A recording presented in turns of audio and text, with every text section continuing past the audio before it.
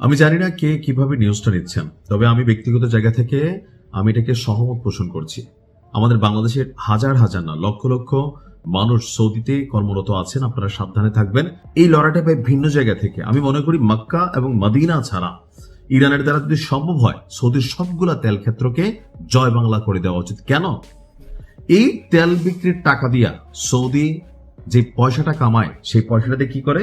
মার্কিন যুক্তরাষ্ট্র থেকে মেশিনারিজ কিনে এই টাকা দিয়া পশ্চিমাদের সাথে গুড়িবাজি করে এই টাকা দিয়া ইরানের বিরুদ্ধে অভিযান চালানোর জন্য ট্রাম্পকে তারা রাজি করিয়েছে।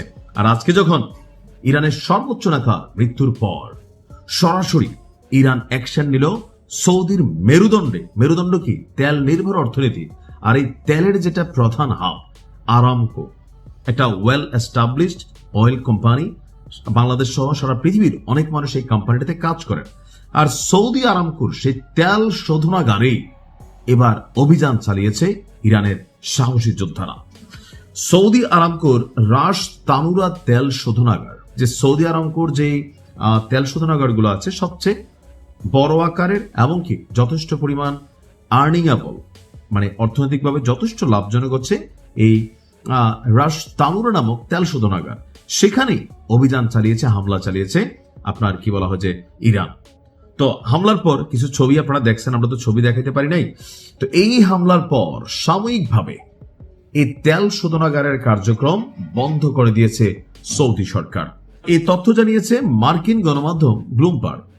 সামাজিক যোগাযোগ মাধ্যমে ছড়িয়ে পড়া ভিডিওতে দেখা যায় শোধনাগারে আগুনের কালো ধোঁয়া, তবে আগুন নেভানোর জন্য সর্বোচ্চ পরিমাণ চেষ্টা করা হয়েছে। এখন আন্তর্জাতিক গণমাধ্যমগুলো বলা হচ্ছে যে সৌদি বিরুদ্ধে ইরান অ্যাকশন নামতেই পারে। এই সৌদি সম্পর্কে যত কিছু বের হচ্ছে, আমি যদি বা ইরানের ক্ষমতায় থাকতাম কবে যে ধরেন মাইকা পাপ করে দিতাম, বুঝছেন না?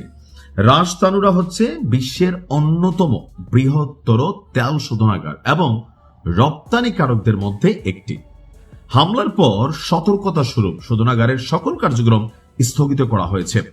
এই তেল শোধনাগারের দৈনিক ক্ষমতা প্রায় 5,50,000 ব্যারেল, আর এটি সৌদি অপরিশোধিত তেলের জন্য খুবই গুরুত্বপূর্ণ একটা টার্মিনাল হিসাবে কাজ করে। অনেক রাষ্ট্র যারা সৌদির চামচ আছে, তো এরা বলতেছে না না এটা তো ঠিক হয় না ভাই, এটা তো মানা যায় না। ইরান আসলে কি শুরু করছে? ওদিক দিয়ে কাতারে ফুড়াই দিচ্ছে, আরব আমিরাতকে ফাড়াই দিচ্ছে, বাহরাইনকে ডুবাই দিচ্ছে। ইরান কি শুরু করলো? আমরা এতগুলা মধ্যপ্রাচ্যের রাষ্ট্র, আমরা নাকি মুরগা পাইলো নাকি? হ্যাঁ, আমাদের কাদের সাথে বন্ধুত্ব আছে, খেলা হবে।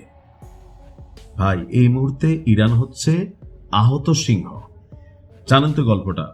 একটা অনাহত সুস্থ সিংহ যতটুকু, বা একটা বাঘ সুস্থ অবস্থায় তার মধ্যে যতটুকু রাগ গোসা জিদ কাজ না করে, যদি সে ক্ষত হয়, আহত হয়, 100 গুণ পরিমাণ ক্ষিপ্র হয়ে যায়। এই মুহূর্তে ইরানের কলিজায় কি জ্বলছে? প্রতিশোধের নেশা। যেই রাষ্ট্র, যারা চামচ, যতগুলা রাষ্ট্র আছে আরবদের মধ্যে, যারাই ইরানের বিপরীতে গুটিবাজি করছে, মার্কিন যুক্তরাষ্ট্রকে সহায়তা করছে, আমার মনে হয় চুনকে একটার মধ্যে ভাই একটা এরকম বড় বড় মেশিন চেয়ে মারতে হবে যেন খেলা জমে। যুদ্ধ তো লাগে গেছে, ইরান শেষ হয়ে যাবে 100%। আমি অ্যাডভান্স বলে দিতে পারি। যেভাবে ফ্রান্স, জার্মানি, যুক্তরাজ্য, কাতার, এখন দেখবেন সৌদি, এরা যেভাবে ভাই মাঠে নামছে একদম শেষ করে দিয়ে এই খেলাটা বন্ধ হবে। সো ইরান চিন্তা করতেছে যে আমরাও শেষ হব, তোমাদেরকেও শেষ করে দিব। বাবা চালাই যাও।